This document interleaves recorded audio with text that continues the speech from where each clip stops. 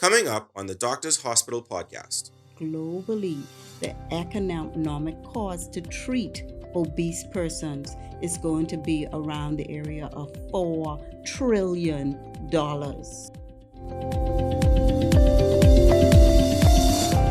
At Doctor's Hospital, our lamp just got brighter. The Loyalty Advantage membership program now has 3 unique plans to choose from. From Lamp Prepaid with free prime care visits and service line discounts, Lamp Insured with copay waivers and 0 upfront collections at the ER and inpatient services, or our new Lamp Access, a free plan that offers 10% off lab, pharmacy, and imaging. Lamp has a plan for everyone. To sign up, visit our website or give us a call. Doctor's Hospital, trusted and best care now. Welcome to the Doctor's Hospital podcast. I am your host, Alexis Burrows, Marketing Director here at Doctor's Hospital. And today we are talking about World Obesity Day. We have the full weight loss solutions team from Doctor's Hospital here with us on the podcast today. That includes Dr. Ranga, who is a bariatric surgeon, Dr. Ariane Davis-Simmons, who is an internal medicine and endocrinologist, and Dr. Janette Martin, who is the director of the weight loss solutions program here at Doctor's Hospital. Welcome to the show, everyone. Thank you for having us. Thank you, Alexis. All right, so we have such a heavy schedule in March. There's so many different things that we are trying to talk about and juggle. We've covered nutrition, we've covered kidney health, and so now we want to talk about World Obesity Day with this wonderful team. This is also the most people we've had on one single pod, I think, since we've been doing this in the last 4 years. So this is going to be fun and interesting. So let's start off with you, Dr. Martin. Why do we observe World Obesity Day, and what makes it so crucial to shed light on this global health concern? Okay. We observe World Obesity Day to bring awareness, to everyone in the Bahamas, here in the Bahamas, and that is the reason for this podcast and for sharing information. Bring awareness on obesity as a chronic illness that affects the entire body, and it also affects the person, their families, and the country at large, the healthcare system. When we look at the prevalence of obesity in the world, we have over 2 billion adults who are living with overweight, and 650 out of that 2 billion, 650 million are obese. Wow. With a body mass index in excess of 30. And healthy body mass index is 18.5 to 24.9. Overweight is 25 to 29.9, and obesity starts at 30. Right. But you can have persons with a BMI of 30 and they are not obese. It's more muscle. So when we work with persons in the clinic, the body composition entails a fat percentage so that we can, define obesity more accurately with that person. And so with 650 million people in the world who are obese, that is a good reason for us to shine the spotlight on obesity. Here in the Bahamas, we have over 70% of our adult population who are obese. And over 50% are our females, and females run the households here in the Bahamas. And so that's another reason why we should not only have today as World Obesity Day, but every day we need to be plugging this information into the ears of our Bahamian population. Okay. So you mentioned two numbers, the 2 billion and the 650 million. Are there any other stats or trends that might surprise our listeners as it pertains to obesity? Oh, yes. Our children, what the World Obesity team has found in their research and statistics is that children, obesity is going to rise 100% by the year 2035. And they're seeing that now. What we're also seeing is that they estimate that globally the economic cost to treat obese persons is going to be around the area of $4 trillion. Wow. And that's in 2035. And so, these numbers are astronomical. They're scary to me because when you look at in 2030, we're going to have 1 in 5 women who are obese. and 1 in 7. That's around the corner. That's what we're in 2024. That's in 6 years. So these numbers are not only scary, these numbers need to get us to stand to attention and address this obesity issue because it affects every organ in our body. Right. It's a sobering reality. It when is you a take look at sobering it. reality. All right. Yes. Okay, so let's move on to Dr. Davis-Simmons. As someone who specializes in helping people manage their weight, what are some common myths or misunderstandings about obesity that you often come across? Great question. So I think the most common misunderstanding is that obese or overweight individuals are lazy or they have no self-control. And that's not usually the case. So obesity is a very complex disease. Mm-hmm. As Dr. Martin said, it is a disease. It's a chronic relapsing condition. It actually is a gateway disease. So it leads to a lot of other medical issues. So it's multifactorial. So when we talk about diet, exercise, self-control, maybe that's the tip of the iceberg, but there's a lot underneath that water. So genetics play a role. Sleep. Are you sleeping effectively? Is there stress? Are you on any medications that are leading to weight gain? Do you have any psychological issues, anxiety, depression that may be driving eating behaviors, things like that? So it's very multifactorial why someone ends up being overweight or obese. It's not one thing. Right. It's not a single onset. I know it's interesting, like I said, we've done a number of podcasts since we've restarted, and I find that obesity is always, you mentioned it being a gateway, it's always a reference point. So Dr. Smith talked about it with kidney disease, Dr. James talked about it with heart disease, and we know that there is that evidence that it's connected and it leads into so much potential other debilitating diseases as well. Continuing with you, Dr. Davis-Simmons. So beyond the physical aspect, because I think that part becomes obvious. You can see if someone is laboring, if they have the difficulty getting around, that sort of thing. And obviously the potential for other physical ailments. But how does obesity impact overall health? And are there any specific health issues or complications that people might not realize are linked to obesity? Again, great question. So as I stated, obesity is due to excess fat. So that excess fat develops around the organs. It's fat you can see, but it's also visceral fat. It has, when you have excess weight, it has mechanical effects. So the sheer weight. So it can lead to osteoarthritis, so joint knee pains. From head to toe, women who tend to have obesity can have intracranial hypertension, so headaches. It can lead to hormonal issues such as low testosterone in men.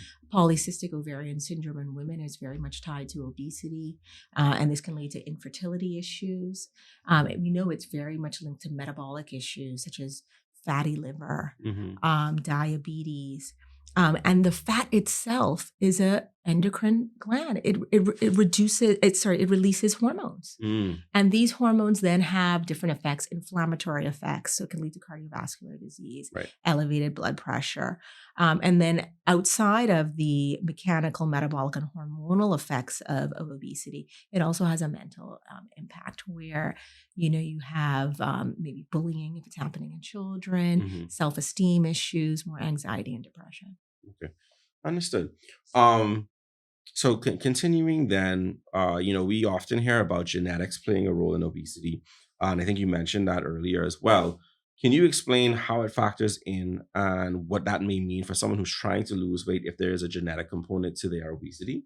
Yeah. So when we look at individuals who have obesity, about 40 to 60% of them will have a family history of obesity.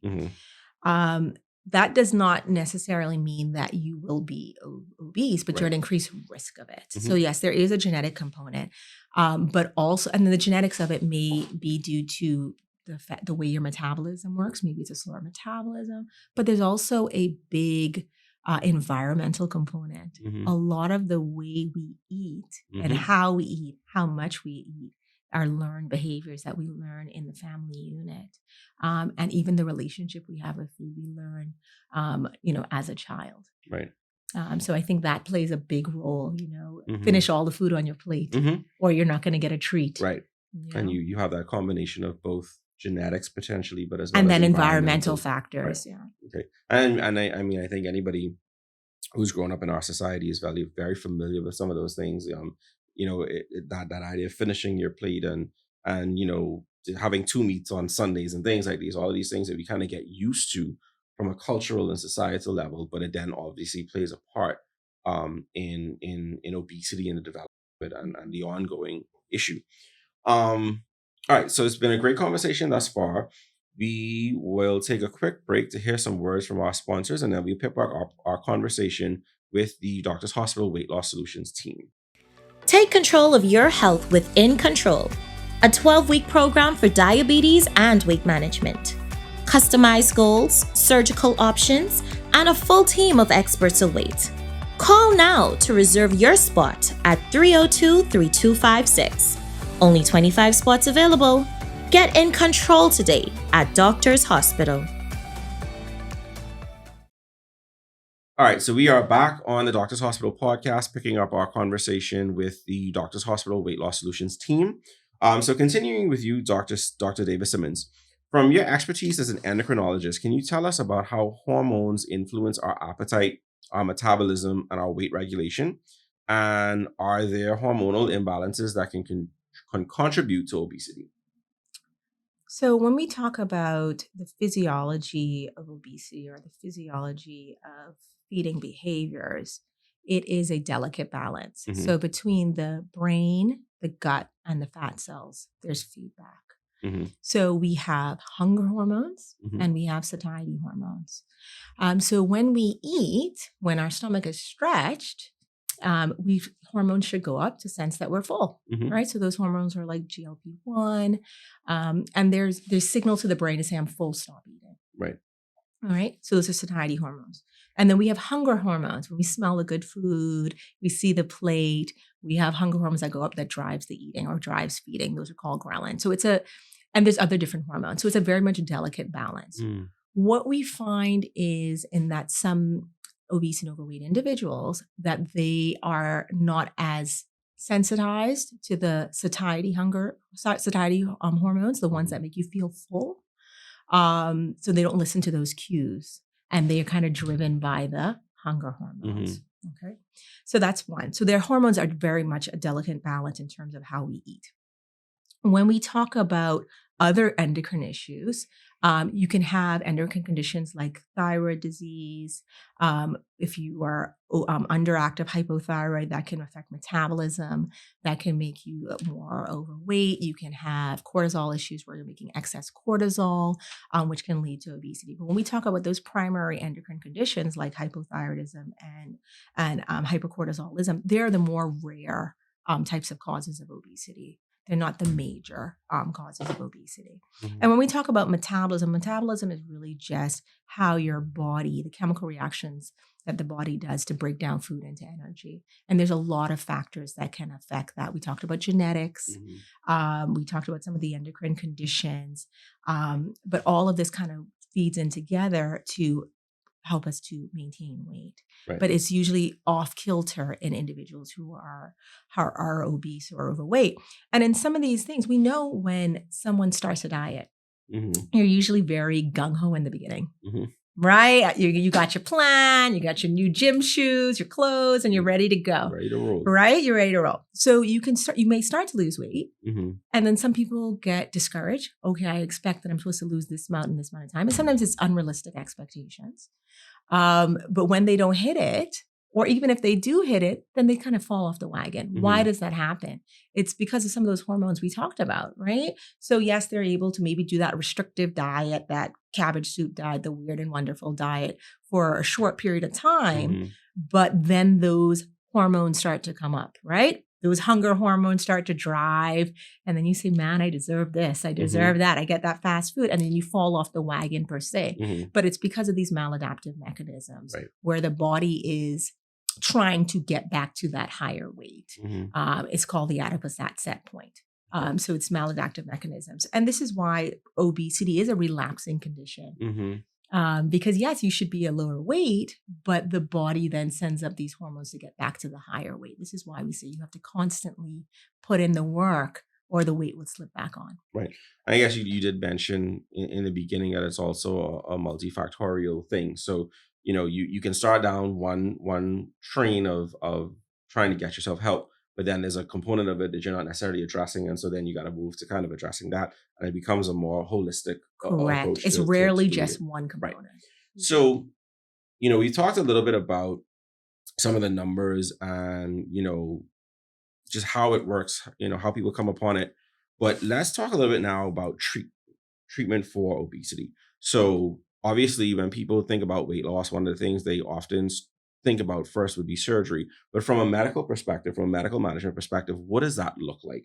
What would the treatment of obesity look like from you as an endocrinologist? Yeah. So when we talk about obesity management, there is a layered approach. Okay. Right. So there's cornerstone, which will be lifestyle. So that's Dr. Martin's area of expertise, but it'll be lifestyle. So it's really just picking, for one, a diet that creates a calorie deficit. So if you're someone who's eating 2,000 calories or 2,500 calories, just by cutting your diet by 500 to 750 calories daily, you can lose a pound a week. All right. Powerful. So we talk about then getting moving. So, burning calories, again, that creates the deficit. So you want to get moving. So physical inactivity is the fourth leading cause of death worldwide, or one of the leading causes of death. Just not moving. So move. All right. So that's the lifestyle component. And then behavioral modification, making these changes and sticking with it. And when you're not sticking with it, what's really going on psychologically or emotionally that's allowing me not to stick with these things? So that's what we call the lifestyle behavioral component. That's the cornerstone. Everything else is built upon that. So for individuals who are not losing at least 3 to 5% of their excess body weight within 3 months, who have a BMI of over 27, or definitely for BMI over 30, then with medical conditions, then we can add on medications. And all of the FDA approved medications for weight loss work by suppressing the appetite. That's how all of them work. You're taking in less calories, so then you're losing weight. Right. All right. Some of the big ones, the more popular ones that are kind of TikTok famous, are going to be the Ozempic. It's going to be the Wegovy, the Mounjaro, the Zepbound. They're all injectable medications that boost that kind of hormonal response we talked about, those satiety hormones making you feel full. So they mimic those hormones that the body should be doing, but they're giving you huge dosing of it. So you feel full, you don't want to eat, you lose weight. So that's how all of them work. So that's medication. And then I know Dr. Ranga is going to talk about it later for the patients who, again, are not reaching targets, who are meeting criteria for surgery. So diabetes, or weight-related medical issues and a BMI of a 35, or a BMI of 40 without any medical conditions, you can then think about surgeries and add on to get to those goals. Okay, understood. So obviously you touched a little bit on it in terms of lifestyle. So I want to come back to you, Dr. Martin. So what are some practical everyday strategies for managing weight that our listeners can start incorporating into their routines? What does that look like? Okay. So, when you talk about practical, cutting back on your meals. You may not be able to count your calories like someone like myself who can sit down with you and determine how many calories you're taking in. But you know yourself that you're eating too much in one sitting because you're stuffed afterwards. And so if you cut your plate maybe in half for a couple of weeks, instead of having 2 pieces of chicken or 2 pieces of macaroni, go with 1. Instead of having two spoonfuls of rice, go with 1 spoonful of rice. Right. So cut your plate in half and then get moving. Dr. Davis-Simmons spoke about, so many people dying. Yeah, and there is a statistic of persons dying from just not moving. Right, sedentary lifestyle. Yeah, sedentary lifestyles. Our jobs are sedentary. A lot of us sit most of the day and we don't get up. We get up and we don't drink water because we don't want to get up and be going back and forth to the bathroom. So increase your water intake so that while you're sitting at your desk, then you have to get up every hour or 2 hours to use the bathroom. Water flushes toxins out of the body. Get moving at least 30 minutes, 5 days a week. We have studies that reveal that once you get moving 5 days a week, it decreases your blood sugar, blood cholesterol, and you lose weight. You sleep better. Your mood is better. You're more motivated to do more. So the mental health that Dr. Davis spoke about as well, your attitude is more positive. Right. You love yourself more. You tend to love other people more. So practical stuff is cut your plate in half. Get a plate and make half of that your vegetables and salad, and then a smaller amount of the rice or the macaroni. So half the plate, and then get moving. Yep. Those are really practical, and people would see results within 2 to 3 weeks. Okay. I wanna stick a pin on something that you mentioned in terms of like salads and healthier food choices. Beyond just the cutting the plate in half. So looking at a broader picture, how do societal factors like access to healthy food? Because I think there's a common thought that healthy food is more expensive, and then therefore there's less people who have access to it. But can you speak to those sort of societal factors and how they impact obesity rates, and then what can be done to tackle those sorts of issues? Okay, so that's a good question. A lot of people say, to eat healthy, it's expensive, but it isn't. When you stop and think about stopping to one of the fast food industries, for instance, McDonald's or Wendy's or Kentucky, and you get a meal for just that meal, that Correct. That one sitting. That costs you at least 10 to 12, sometimes $15, right? Especially nowadays. Yeah, especially if you get a special and the drink included. And the drink obviously is soda or lemonade, something sweet. So you pay for that. But if you go into the grocery store and you buy a cabbage, you buy some onions and or some lettuce and tomatoes, and you go around and get yourself some chicken drummies or chicken breast or whatever meat you want, and you go home and you prepare that. You can create a meal for your family where, depending on how many persons are in that family, you have leftovers that you can take for lunch or you can have for the following day. Right. And so, it really isn't that expensive. In addition to that, instead of going for the fresh vegetables and fresh fruit, you can go to the frozen area of the grocery store. Frozen is less expensive than the fresh. And you may get more in that package than you would get in more a fresh in the vegetables. package, which you can save and keep in the freezer. Right. I think what happens is we don't plan our lives. We don't plan our meals. We just go about the day. We know we have to get up, we have to go to work, and we just keep moving. And then we realize, we're hungry, we haven't eaten all day. Or you pick the kids up from school and everybody, wants whatever restaurant you're passing. And so practically, if we stop and start to plan out what we're going to eat, write a grocery list. We know what we're going for. We know what we're going to fix each day. It's gonna save us money in the long run. And I think, to add on to that, I find that especially nowadays where you have like some of the food stores sell like prepared meats, for example. So you get a whole chicken for like $10, $11, and then you get your greens, your vegetables or whatever to go along with that. And again, depending on the size of your family, you're definitely getting more bang for your buck, because you may be able to then feed a family of 4, with a whole chicken and some things for maybe $20, $30, whereas you would, and you may still have something left over. Whereas, like you said, if you go to a fast food restaurant, you might end up spending double that in order to get everybody fed, depending on where you are and that sort of thing. So I think that's an interesting angle to take, looking at not just the individual cost of the items, but in that comparison point, because we do tend to think that fast food is, cheaper, but again, it's how you look at it. It's how you look at it. And another thing too, we have to understand too that the fast food industry, they make the food tasty, it's palatable. So a lot of persons today are suffering from food addictions. They're addicted to the foods. And so, I've had patients who say to me, they avoid turning through a corner or passing a particular area, because if they see it or if they smell it, then they're going to stop. And food addiction is real. There are many studies out there that confirm that the area of the brain that, is addicted to other substances is addicted to food. Unfortunately, food it sustains the body. We need food. Where we could take someone off of alcohol or drugs, we can't do that with food. Right. And so I believe that when we get... You can't come off of food cold turkey, right? No, but I believe when we get comments from persons like, eating healthy is too expensive, it is because they want that fast food. They want that corner greasy bag chicken. Right. And they know they want that because they're craving for it. Remember, we eat with our eyes and the smell first.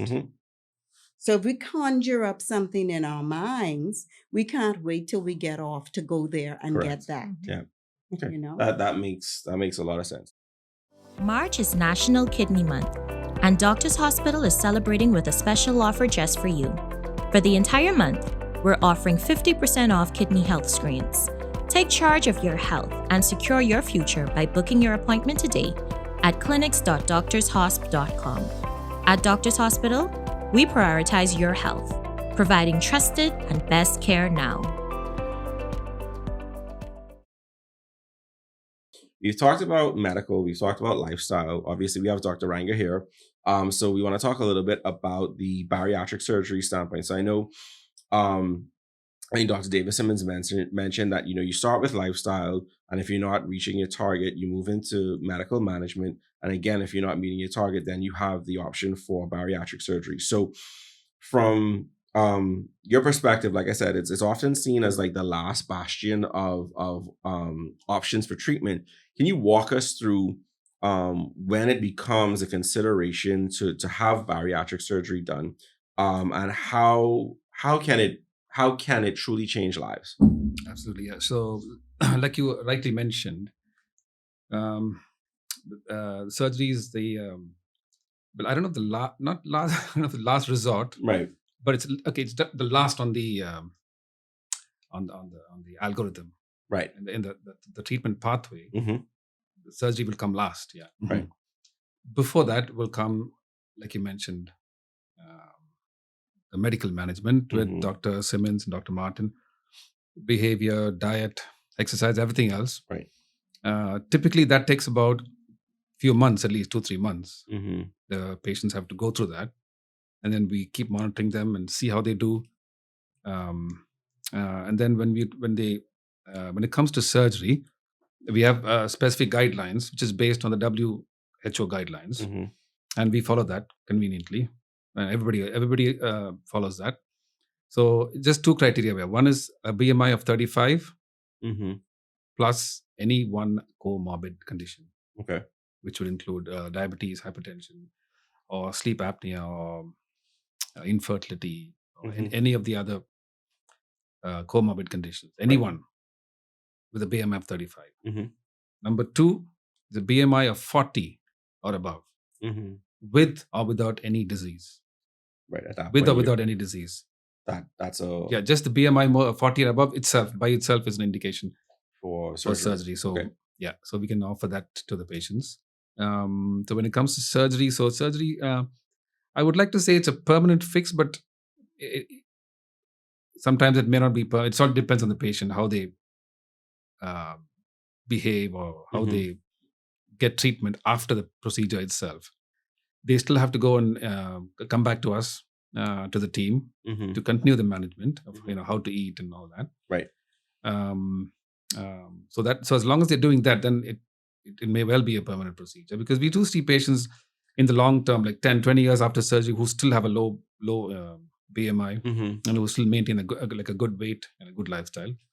And then there are the others that sort of lose the weight initially and they're all happy about it, and then slowly over maybe 5-6 years, they slowly start, the temptation comes back in, or personal tragedy or whatever other reasons, right? And starts to go back up. And then they start to eat again and start to put the weight back on, right? Fall back into... Yeah, so we've seen that picture habits. Also, yeah. Right. Yeah. Okay. All right. So what are, I guess, just one more question on surgery, what are some of the surgical options that exist for this? Because you mentioned you get to certain parameters and then this becomes a treatment option, but what exactly are some of the, because I know people may think about, the balloons or tummy tucks and all these sorts of things, what exactly exists in that I space? forgot to. My bad. I should have mentioned the balloon also. Yeah. Mm-hmm. So that's. I mean, it's not a surgical option. It's a non-surgical option, but it is a procedure. Mm-hmm. It's minor, but it's still a procedure. So the balloon is offered for patients with a BMI of 30 to 35. Okay. That's the ideal range. It's somewhere between. From between obesity and morbid obesity. Right. So 35 and above, we can think of surgery. Mm-hmm. BMI of 30 and below, no procedure at all. It's completely medical management. Mm-hmm. So for those patients in between 30 and 35, there are millions of patients around. Millions of people around the world who fall in that space. Mm-hmm. And until now, there was no option for them other than the medical management. Right. And now we have the balloon for those people. So the balloon is a simple procedure. It's like an office procedure. You don't have to stay in the hospital overnight. Right. So basically, we put in a balloon into the stomach through an endoscopy, and it sits there. It's inflated. It's heavy. It sits in the stomach for about minimum 6 months up to 1 year. Mm-hmm. You can keep it in, and it basically cuts your appetite because it occupies space in the stomach. So you think you're full all the time. Right. So it's a physical version of the medications that may deal with like the hormonal imbalance. So you feel full because something is physically there. Yeah. But the benefit of the balloon is, of course, once you put it in, it sits there for 6 to 12 months. Right. Now, medications, as long as you're on the medication, then it gives that effect. Right. So that means like Ozempic, for example, it's an injection that you have to keep injecting yourself. So at that point, constantly. Right. So medication adherence becomes a critical part of that when you're on the medical side of it. But what you're saying with this is it sits there and it's there for the 6 months. It's just a one-time thing. And then when it's time to get it out, another 1 year later, another endoscopy, and out it comes. Okay. And again, same thing, an outpatient procedure. That's an outpatient procedure also. But awesome. At least during the year, at least you don't need any further. Right.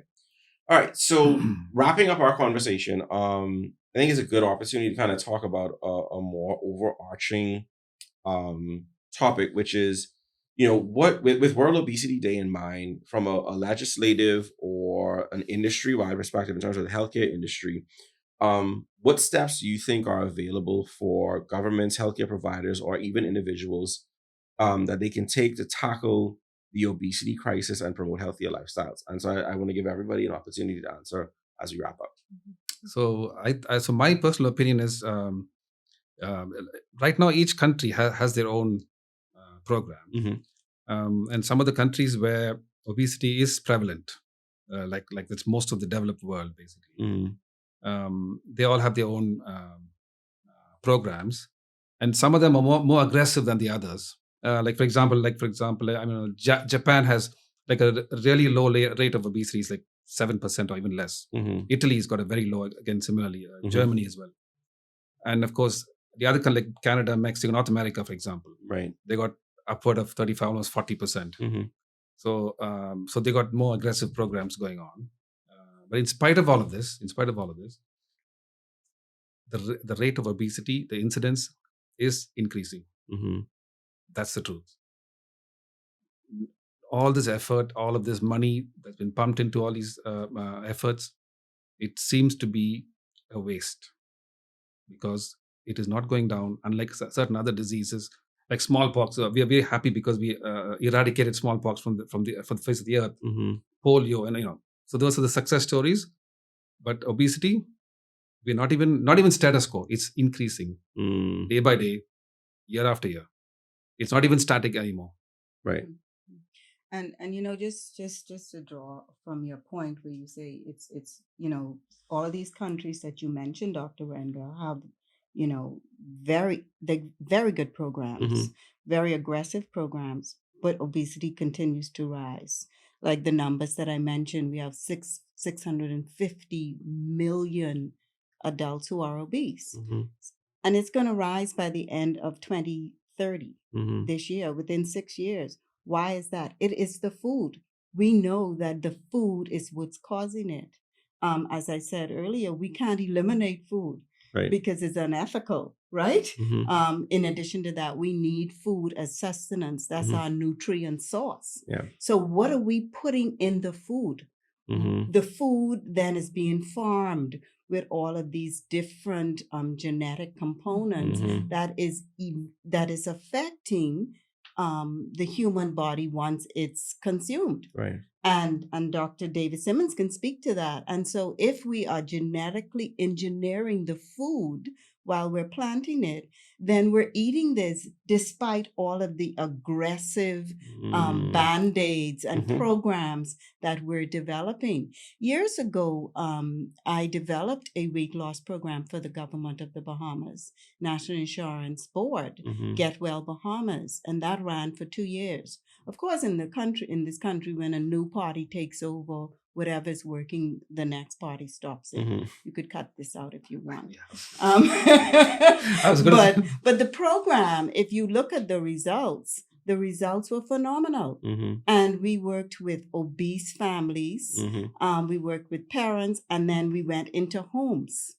Okay. And so that was an aggressive program, and we saw the changes. Right. And that was in 2021 or something like that. But the point I'm trying to make is, no matter how aggressive you get with developing your programming, we have to start from the source, the ground, the farming. Right. That whole process and procedure. Exactly. Right. Anything you want to add? Yeah. No. So similarly with what Dr. Martin is saying is that with the genetically modified foods, they even create some food addictions. Some of them have endocrine disruptors, so they even affect the way we metabolize. They may affect hormonal changes. And this is why we're seeing in children more obesity, right? Because we're exposing them to these genetically modified foods. We're also seeing precocious puberty, so they're going through puberty early because a lot of these foods are pumped full of hormones.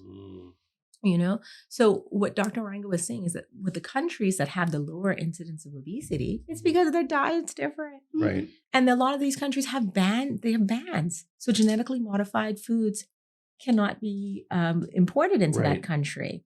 The foods that have high amounts of corn syrup, sugar, fat content, when you read the label of the food, everything is chemical. There's no actual real food. There's bans, so they can't come into those countries. So I think partly is we're getting a lot of imported food in our country locally that is changing the palate, changing the way your body metabolizes the food, hormonally changing. So it does start with the kids, starting with the proper foods, teaching them portion control, teaching them the importance of exercise. Like I said, the way we eat begins in the homes, right? Those are learned behaviors. So we want to teach children good behaviors that will carry them throughout adulthood, so they're able to maintain their weight. Yeah, and you teach the whole family. Yeah, and it starts with the family. It's unfortunate because the parent who would teach the child then has to change their behaviors because the parent is invariably obese or overweight as well. It has to be a household change. So it's a complete household change, a mindset. And then we reward our children with food. They get a good report card. We take them straight for ice cream or fast food or something the like fast that. food. Right. And so we have to change the mindset of the population. And how do we do that? Programs, community health programs, education, programs like this. We're going to run this through Doctors Hospital. Are we going to run this podcast outside of the hospital so that the wider community is going to get this feedback? In addition to that, we have some of our healthcare personnel who needs to hear this and to incorporate some of these changes as well. Because we have persons who would come to see someone like myself or Dr. Davis-Simmons or Dr. Ranga, and they're looking for someone who appears to be incorporating the same behaviors that you're going to ask me to incorporate into your life. So we mimic the behaviors of people as well, starting from within the home. Right. Because you wouldn't go to a singing coach who can't sing. You wouldn't go to a dancing instructor who can't dance. Yeah, exactly. You wouldn't go to a morbid obese bariatric surgeon, for example. Right. I mean, and that she didn't have another choice. All right. So this has been a great conversation. I want to thank you all for joining us on the show today, taking time out of your busy schedules.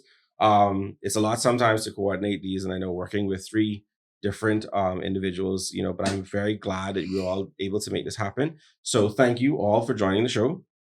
Thank you. Thanks for having us. Thank you for having us. And so for our listening audience, we thank you for listening. We invite you to share, comment, subscribe, like the podcast, and we will see you here next week on the Doctors Hospital Podcast.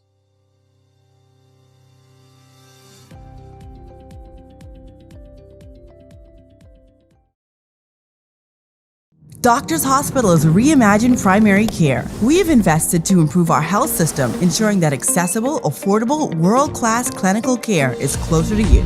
Your relationship with a primary care provider shapes the foundation of your overall health. Our new, modern primary care facilities are where critical diagnosis and true personalized treatment begin. With locations across New Providence, Grand Bahama, and Exuma, we invite you to experience the Doctors Hospital difference. Book your next appointment at clinics.doctorshos.com.